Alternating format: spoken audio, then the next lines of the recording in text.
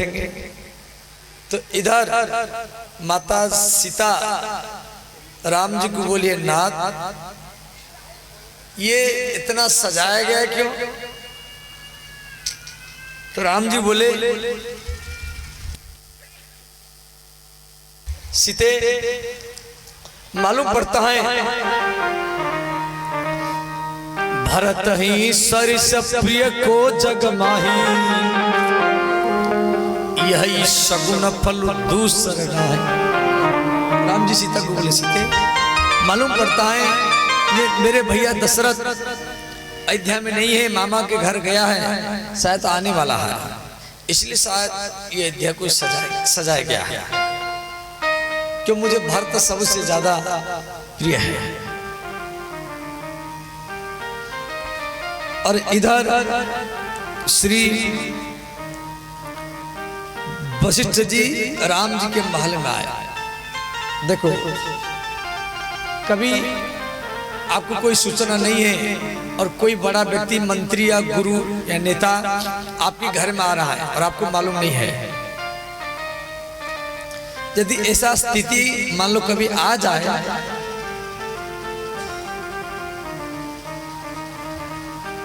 तो आपका सबसे बड़ा कर्तव्य है आप तुरंत दरवाजे में चले जाना चाहिए। कुछ लोग क्या करते हैं वो घर में छुप जाते हैं, कुछ बोलते कमरा, कुछ व्यक्ति कमरा में कुर्सी में बैठे रहते, मैं दरवाजे में क्यों जाऊं, वो यहां पर आएगा तब मैं स्वागत करूंगा। ऐसा नहीं। वशिष्ठ जी बिना सूचना के राम जी के महल में आ गए तो जैसे राम जी को मालूम पड़ा तुरंत दरवाजे में चले गए। आप दरवाजे में चले जाएंगे ना वो व्यक्ति तुरंत खुश हो जाएगा।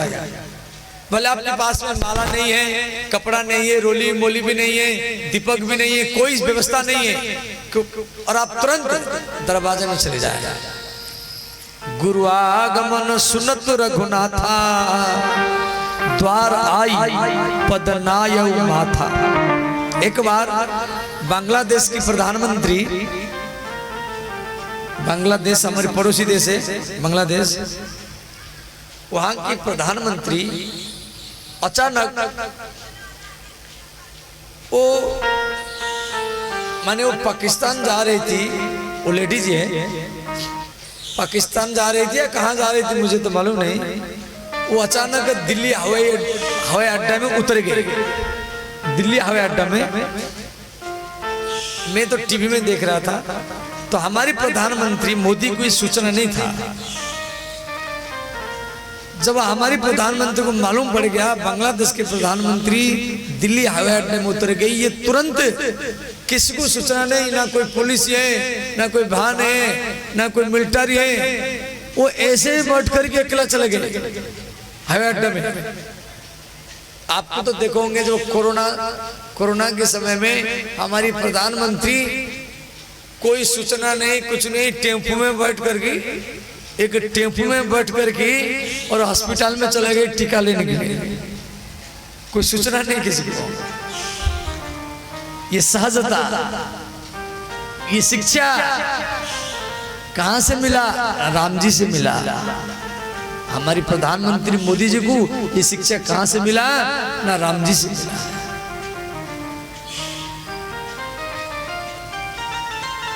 और ये नहीं कार हो मेरे आगे पीछे 2-4 कार चलना चाहिए और पुलिस प्रशासन होना चाहिए, डीएम को एसडीएम को सूचना, मुख्यमंत्री को सूचना होना चाहिए तभी हम जाएंगे। ये भी होना चाहिए, ऐसे आप मना नहीं करें, ये भी होना चाहिए, परंतु ऐसा कोई परिस्थिति आया कभी बिना सूचना में भी उसका आनंद लेना चाहिए। अरे ये काम राम जी किए थे। और यदि राम जी राजा के प्रथम पुत्र है, उनके अगल बगल में भगवान राम ऐसे नहीं जाते हैं, वो चलेंगे तो उनको अगल बगल में अंगरक्षक भी चलते थे। गुरु जी आए स्वयं अकेले चले गए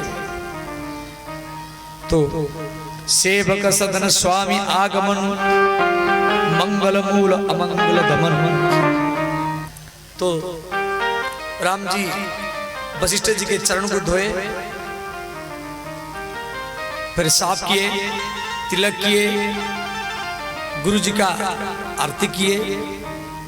माला तो वहां तुरंत माला कहां से आएगा, फूल ला करके समर्पण किए। राम जी हाथ जोड़कर बोले गुरु जी बताइए क्या आज्ञा है, मैं क्या सेवा करूं। वशिष्ठ जी बोले पुत्र राम, मैं आपको कुछ राजनीति शिक्षा देने के लाया हूं। क्यों? कल आप अयोध्या के राजगद्दी में बैठेंगे, आप राजा बनेंगे।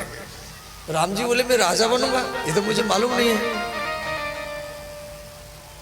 ये हमको मालूम नहीं है, बताओ।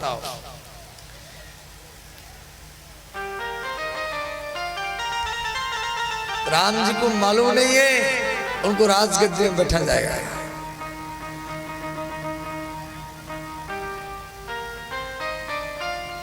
तो वशिष्ठ जी बोले पुत्र कुछ राजनीतिक शिक्षा हमें देंगे। तो राम जी उदास हो गए।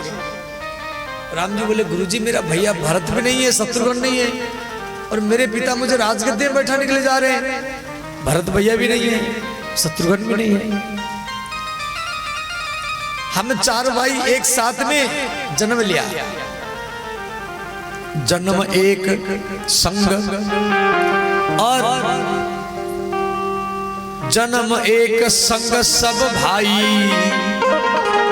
हम एक साथ में जन्म लिया, भोजन एक साथ में, हम चार भाई भोजन करते थे, शयन एक साथ में सोते थे, केली केली मैंने खेलना, एक साथ में खेलते थे, लरिकाई कर्ण वेद, चारों भाई एक साथ में कर्ण संस्कार, उपवीत जने संस्कार चारों का एक साथ में हुआ, कर्ण वेद उपवीत विवाह, चारों भाई एक साथ में हम शादी किया, संग संग सब भय उछा। परंतु आज घोर अन्याय हो रहा है सूर्यवंश में, मुझे राजगद्दी में बैठाने के लिए जा रहे हैं और मेरे भैया भरत नहीं है, शत्रुघ्न भी नहीं है। कुछ लोग को प्रश्न करते हैं राम जी को राजगद्दी में बैठा जा रहा था, भरत को कोई सूचना क्यों नहीं दिया? नहीं नहीं, यहाँ दिया गया है, राम जी भरत को याद किए कि मुझे राजगद्दी में बैठाने के लिए जा रहे हैं, भैया भरत नहीं है। ये सूर्यवंश में अन्याय हो रहा है। विमल वंश,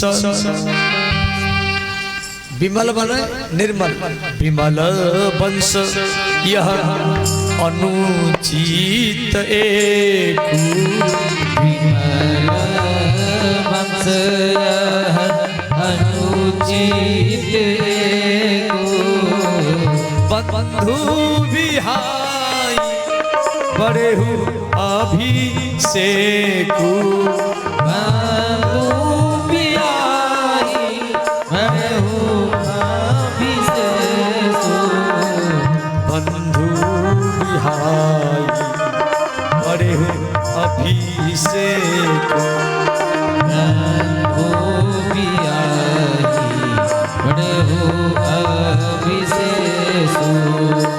श्री राम जय जय जय राम, श्री राम जय राम जय जय राम।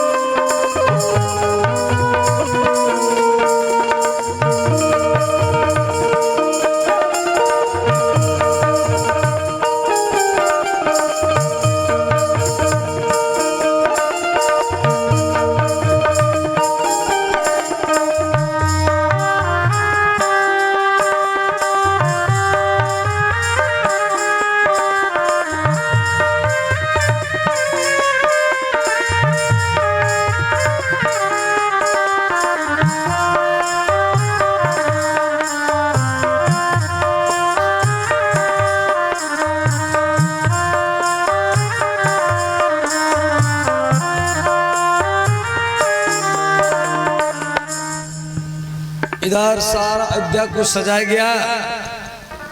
देवता लोग आपस में चर्चा कर रहे हैं, यदि राम जी राजा बनेंगे तो रावण कैसे मरेगा, कुंभकर्ण मेघनाद राक्षस कैसे मरेंगे, राम जी को कैसे वनवास भेजना पड़ेगा।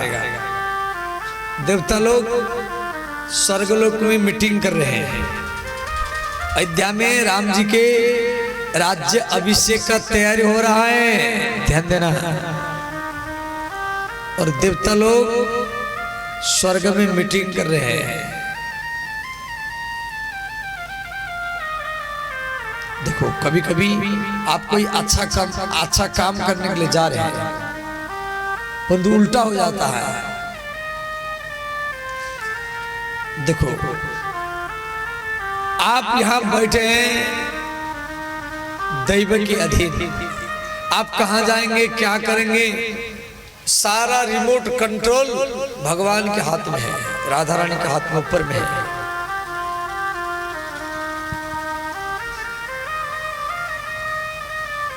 अयोध्या में तैयारी चल रहा है, देवता लोग उधर सोच रहे हैं। अब देखो किस तरीका से होता है।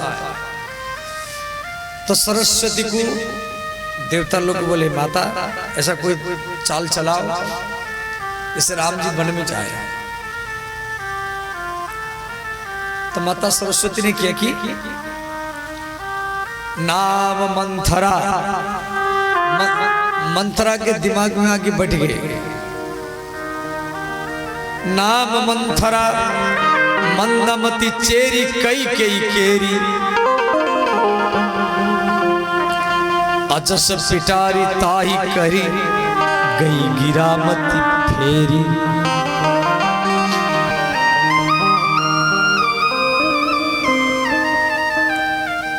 तो मंथरा का दिमाग को माता सरस्वती ने पलटा दिया। ऐसे ही समाज में कुछ मंथरा भी होते हैं, इस प्रकार उटपटांग बात करते हैं, वो काम उल्टा हो जाता।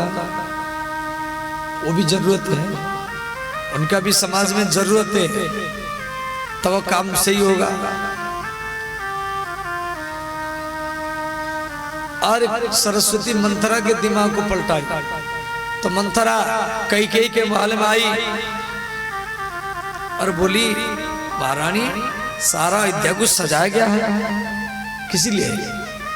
कैकेयी ने कहा, अरे मंथरा कल राम को राज तिलक दिया जाएगा, इसीलिए ये अयोध्या को सजाया गया है। और मंथरा ने कहा, महारानी यदि राम राजगद्दी में बैठेंगे तो राजमाता कौशल्या बनेगी, क्यों राम की माँ कौशल्या है, और आपको कौशल्या की दासी बनना पड़ेगा, झाड़ू लगाना पड़ेगा, झूठा बर्तन साफ करना पड़ेगा।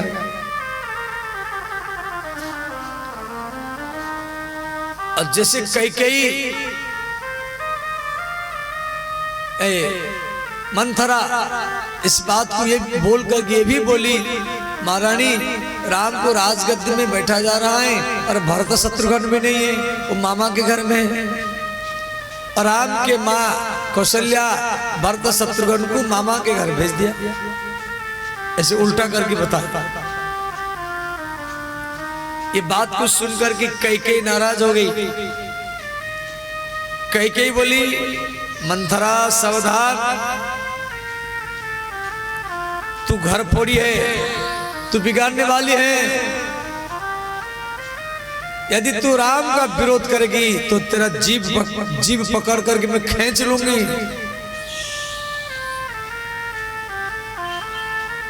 सावधान। कैकेयी मंथरा को बोली, मंथरा कौशल्या सम सब महतारी,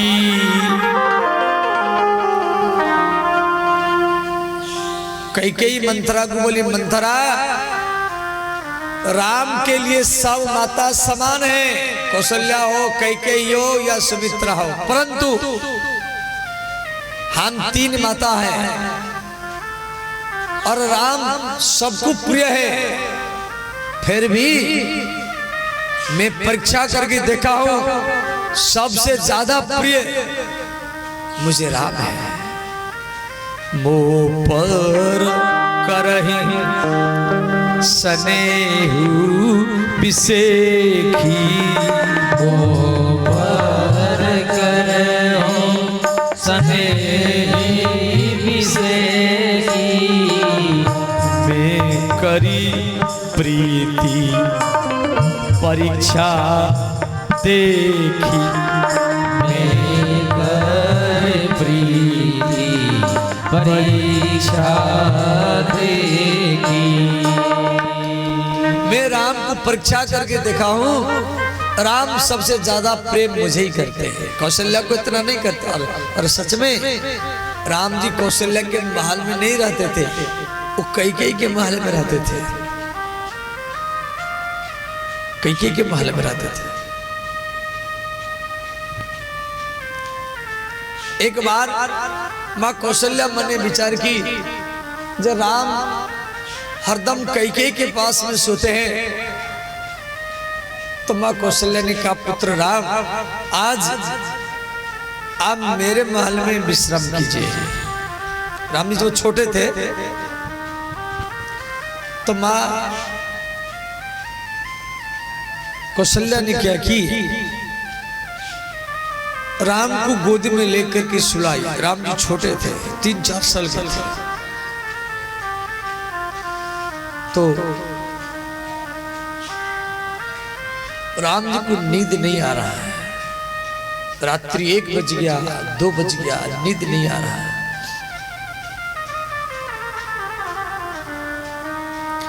माँ कौशल्या बोली, राम आपको नींद नहीं आ रहा है?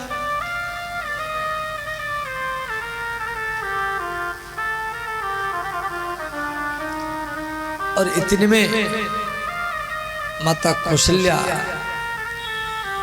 घर के दरवाजा को खोल करके जैसे बाहर गई, तो दरवाजा के बाहर में एक किनार में कैकेयी माता खड़ी होकर के रो रही थी। कौशल्या देखा, कैकेयी मेरे घर के बाहर रात्रि 2 बजे। कौशल्या ने कहा, कैकेयी आप यहाँ खड़ी हैं? तो कैकेयी ने कहा, जीजी मुझे राम के बिना नींद नहीं आ रहा, मुझे राम के बिना नींद नहीं आ रहा। तब तो कौशल्या समझा कि कैकेयी के भीतर में राम जी के प्रति कितना प्रेम है, और इधर राम को भी नींद नहीं आ रहा है, वो भी रात्रि 1-2 बज गया, नींद नहीं आ रहा है। क्यों? राम जी याद कर रहे हैं जब मेरे माँ कैकेयी घर के बाहर में खड़ी होकर के रो रहे हैं। इसलिए गोस्वामी तुलसीदास जी स्वयं लिखे हैं,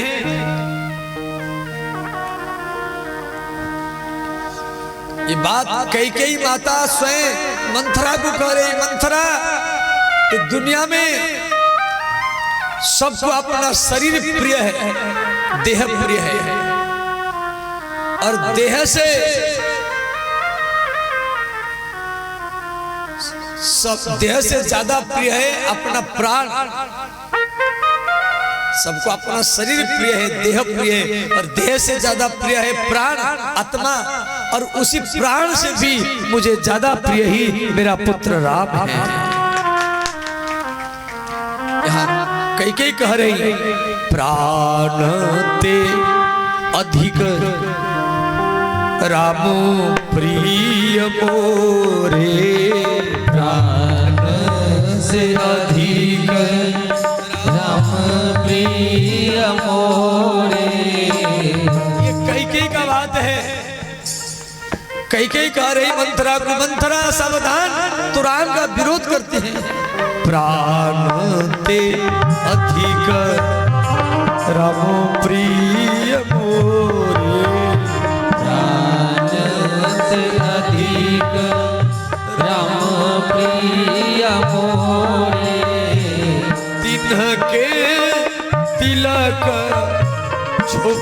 कस तोरे इनके तिलक शुभ रस मोरे श्री राम जय राम जय जय राम श्री राम जय राम जय जय राम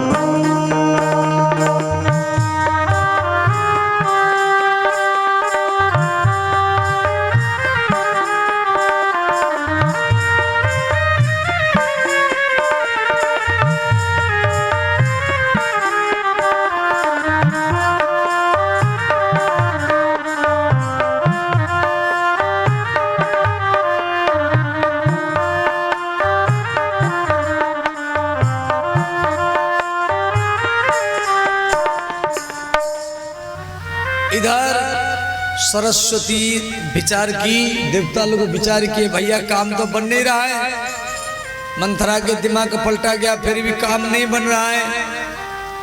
अंतर में श्री सरस्वती कैकेयी के दिमाग को पलटाए।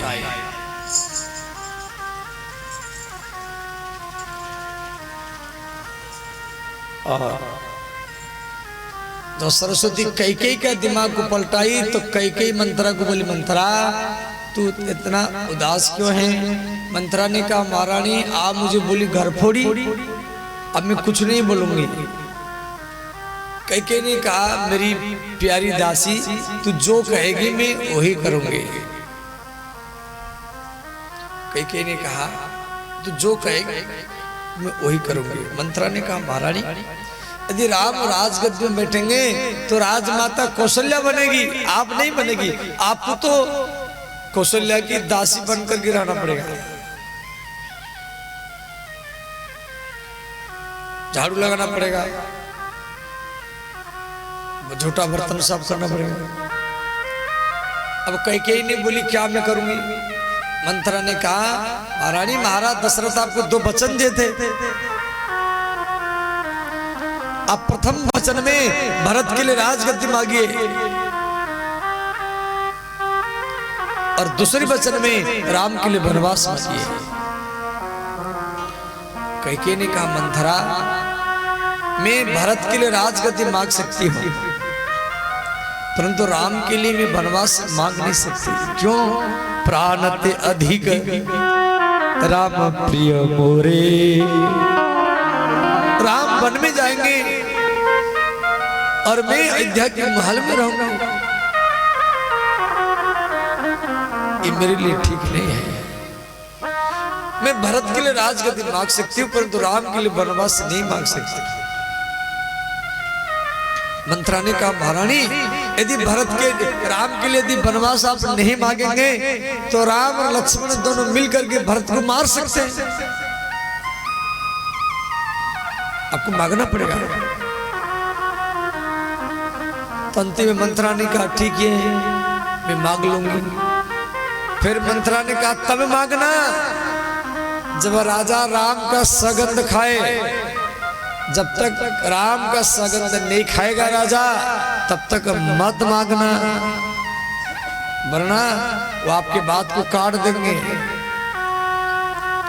और अब राजा आने वाले हैं, आप इसे सोना चांदी सब उतार दो, काला कपड़ा पहन करके रूठने की महल में चले जाओ। तो रानियों को जब रूठना या नाराज होना तो एक महल रहता था, कमरा, उसमें जाके रानी बैठ जाती थी। तो राजा दशरथ जब आए और कैकेयी के महल में पहुंचे, कैकेयी का बाल बिखरा हुआ है, कोप भवन सुनी सकुच उराऊ। राजा दशरथ कैकेयी को समझाए, बोले प्रिय आप तो राम जी को बहुत प्रेम करती हैं, कल मैं राम को राजगद्दी में बैठाऊंगा। कैकेयी ने कहा महाराज आप झूठे हैं, आप मिथ्यावादी हैं, आप मुझे 2 वचन दिए थे, अभी तक वो पूर्ण नहीं हुआ है। तो दशरथ जी बोले छोटी सी बात में आप इतना उदास क्यों हैं? मैं आपको 2 वचन दिया हूं, क्यों आप युद्ध के मैदान में 2 बार मेरे जीवन दान दिया है, आप जो मांगेगी वही दूंगा। अब तो आप नया कपड़ा पहन करके आओ। फिर कुछ कैकेयी ने क्या की, नया कपड़ा पहन लिया, मंगलसूत्र सोना चांदी जो महारानी का वेश उसको पहन करके फिर दशरथ महाराज जी के पास आई। कैकेयी दशरथ को बोली महाराज सुनहो प्राण प्रिय भावत जी का, देहु एक बर भरत ही टीका। हे नाथ आप भरत को राजगद्दी दीजिए। ये बात को सुनकर के दशरथ महाराज उदास हो गए। दशरथ जी बोले महारानी क्या भरत राजगद्दी स्वीकार करेगा? कैकेयी ने कहा स्वीकार करेगा नहीं करेगा ये मेरे ऊपर छोड़ दीजिए। आप कल मामा के घर से भरत को बुला करके उनको अयोध्या के राज तिलक देंगे। दशरथ जी बोले ठीक है। अब दूसरा वचन बाद में मांग लेना। कैकेयी ने कहा नहीं नहीं, कैकेयी राम का सगंध पहले दिला रखिए दशरथ को, जब मैं जो मांगूंगी वही देना पड़ेगा, राम का सगंध खाइए। दशरथ महाराज जी राम के सगंध खा चुके हैं। अब कैकेयी ने कहा महाराज दूसरा वचन में आप राम के लिए 14 वर्ष वनवास देना पड़ेगा। तापस बेश विशेषी उदासी 14 वर्ष राम वनवासी।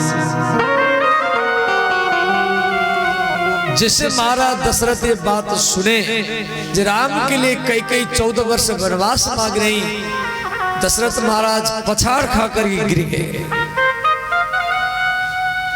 होश में आए,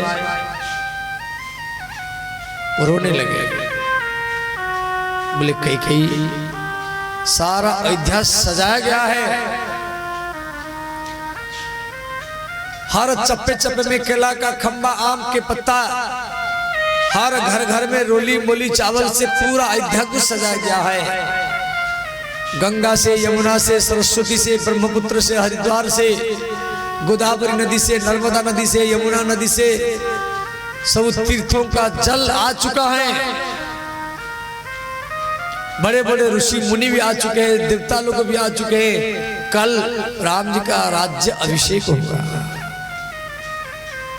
पूरा अयोध्या में हर गली गली में डोरी पिटवा गया है।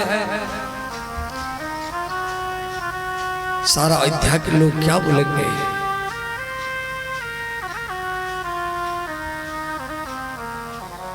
दशरथ जी बोले महारानी आप पागल तो नहीं है? जिस राम को इतना प्रेम करती थी, अब आज वो राम को आप वन में भेज रहे हैं। महाराज दशरथ बोले कैकेयी मेरा पुत्र राम जंगल में वो जमीन पर सोएगा, मक्खी मच्छर बिच्छों के बीच में सोएगा, क्या तुझे अच्छा लगेगा? जब मैं अयोध्या के राजमहल में 56 प्रकार का भोग खाऊंगा, लड्डू मिठाई खाऊंगा, और मेरा पुत्र राम जंगल में भिक्षा का कटोरी लेकर के जंगली जाति आदिवासियों के घर में जाकर के भिक्षाम देहि भवती, भिक्षाम देहि भवती, भीख मांग कर खाएगा। क्या ही तुझे अच्छा लग रहा है? जो राम मेरे गोदी में बैठ करके मेरे दाढ़ी मुझको खींचते थे, जो राम मेरे अंगुली को चूसते थे, वो राम वन में अजगरों के बीच में सर्प, सिंह बाघ के बीच में सोएगा। क्या तुझे अच्छा लगता है? ये वचन को वापस ले लो। तो कैकेयी ने कहा, महाराज आप मिथ्यावादी है, आप झूठे हैं, आपका वचन झूठा है, और आपका रघुवंश, आपका ये सूर्यवंश ही झूठा है। जैसे कैकेयी सूर्यवंश रघुवंश का निंदा किया, दशरथ महाराज रोने लगे। दशरथ जी बोले, महारानी मेरे वंश में महाराज हरिश्चंद्र जन्म लिए, और मेरे वंश में श्री हरिश्चंद्र जन्म लिए, जो अपनी पत्नी को बेच करके, अपने पुत्रों को बेच करके विश्वामित्र का इच्छा पूर्ण किए। मेरे हरिश्चंद्र वो स्वयं डोम बन करके काशी में डोम के दासत्व को स्वीकार किए, केवल अपने वचन को सत्य साबित करने के लिए। और ऐसा वंश को तो निंदा कर रहे हैं। महाराज भगीरथ जो गंगा को वैकुंठ से भारत में ले आया,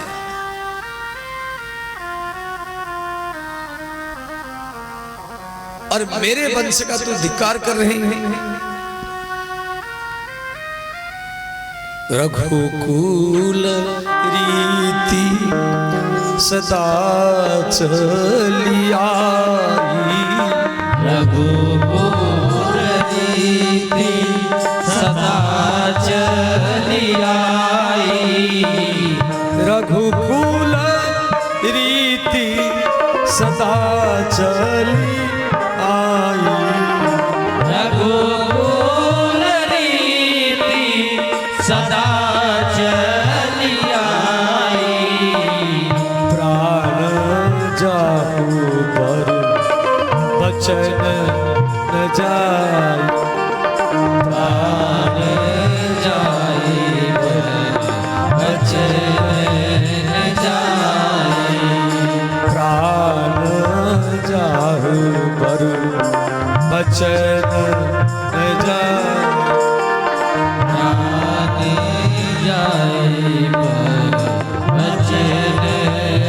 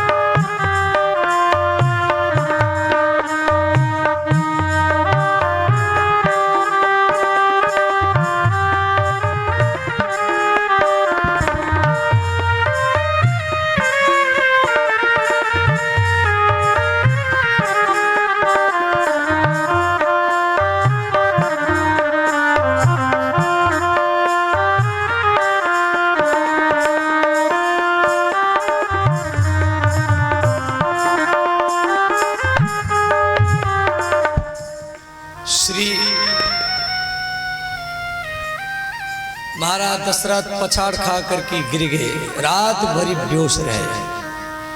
प्रातकाल हो गया, अयोध्या में सब नगाड़ा बजाने वाले, नर्तकी नचने वाले,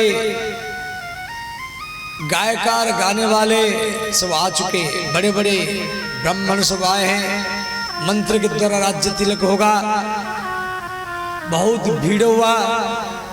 सूर्य भगवान बहुत ऊपर जा चुके हैं, परंतु राजा दशरथ दिखाई दे नहीं रहे। अयोध्या के लोग सुमंत को बोले, सुमंत जाओ देखो महाराज अब तक क्यों नहीं आए।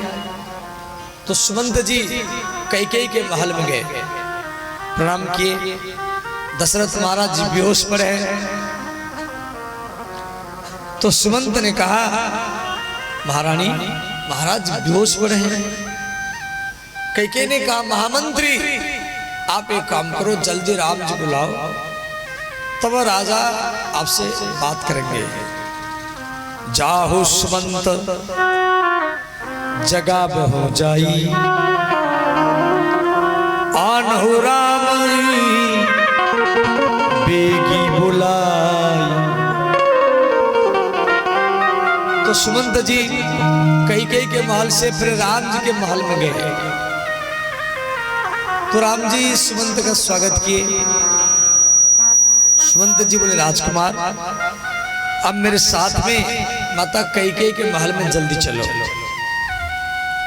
तो राम जी सुमंत के साथ कैकेयी के महल में गए, माता कैकेयी को प्रणाम किए और महाराज दशरथ बेहोश पड़े हैं। तो राम जी कैकेयी माता को बोले, माता आज तक अपने पिता को ऐसे बेहोश तो कभी नहीं देखा, क्या हुआ। कैकेयी ने कहा, पुत्र राम तेरे पिता मुझे 2 वचन दिए थे,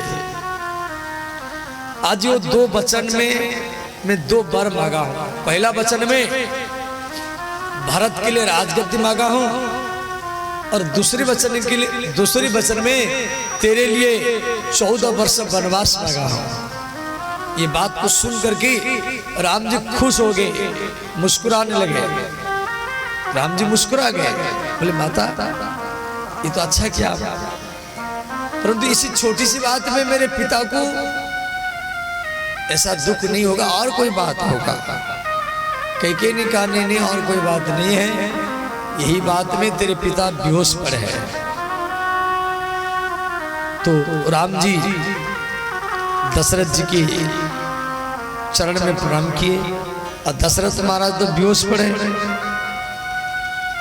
तो सुमंत ने क्या किया, जल छीटा, चरण नाक दबाया, तो महाराज दशरथ होश में आ गए।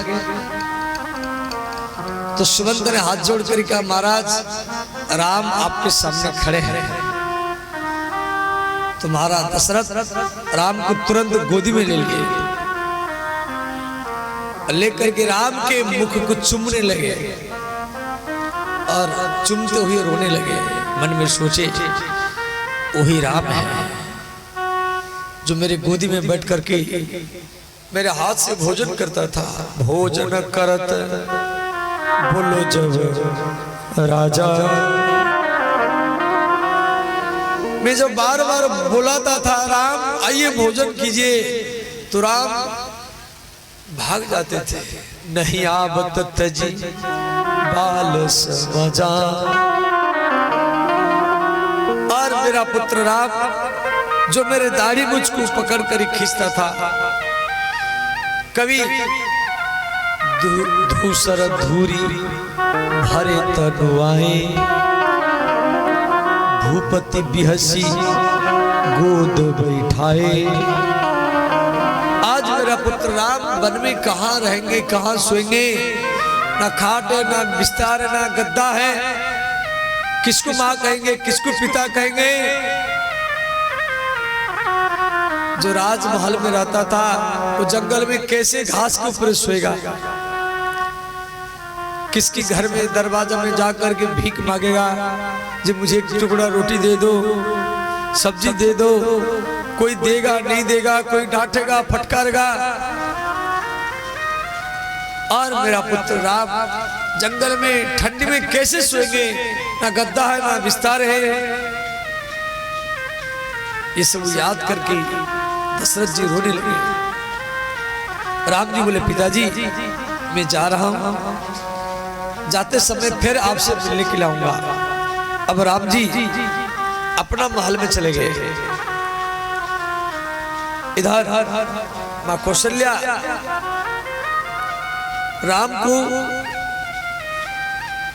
गोदी में लेकर के बार बार चुमने लगी। बार बार मुख चुमती माता। राम जी राजगद्दी में बैठेंगे, इसलिए मां कौशल्या राम को गोदी में लेकर के राम के मुख को बार बार चुमने लगी। बोली पुत्र राम अब जल्दी स्नान करो, आपके पिता आपके बाट देख रहे हैं। सारा ब्राह्मण समाज आ चुका है, ऋषि मुनि आ चुके हैं, सब तीर्थों का जल भी आ चुका है, वाद्यकार नाचने वाली गाने वाले सब आ चुके हैं। आज आपका राज तिलक होगा और मैं इन्हीं आंखों से आज आपका मैं दर्शन करूंगी। आप राजगद्दी में बैठेंगे, मैं अपने हाथ में आपकी आरती करूंगी।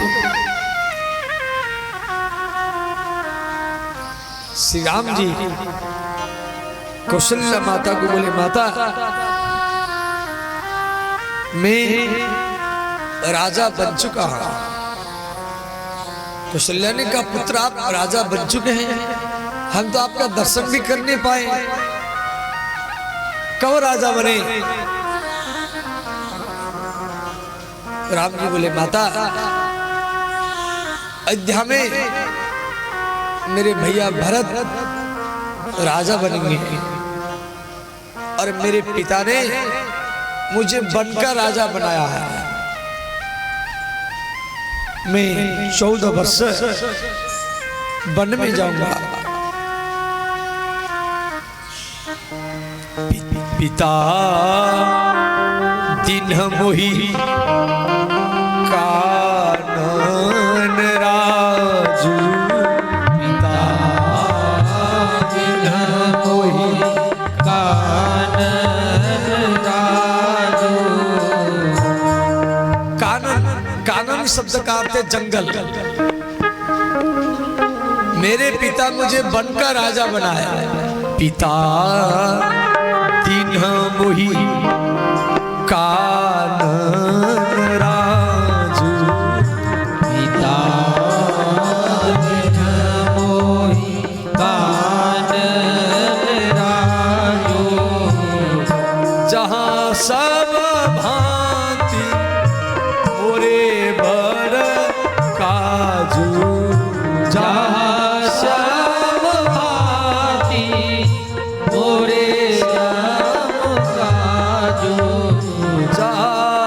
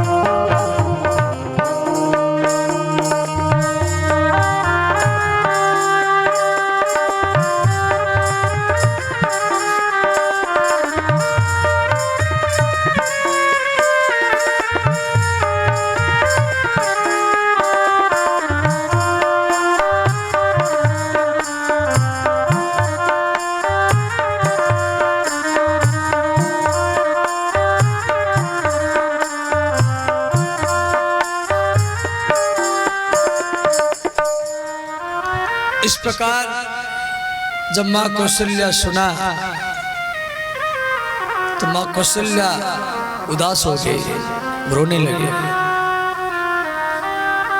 कौशल्या ने कहा, पुत्र राम, यदि तेरे पिता तुझे वन में भेज रहे हैं तो मैं तुझे रोक सकती हूँ,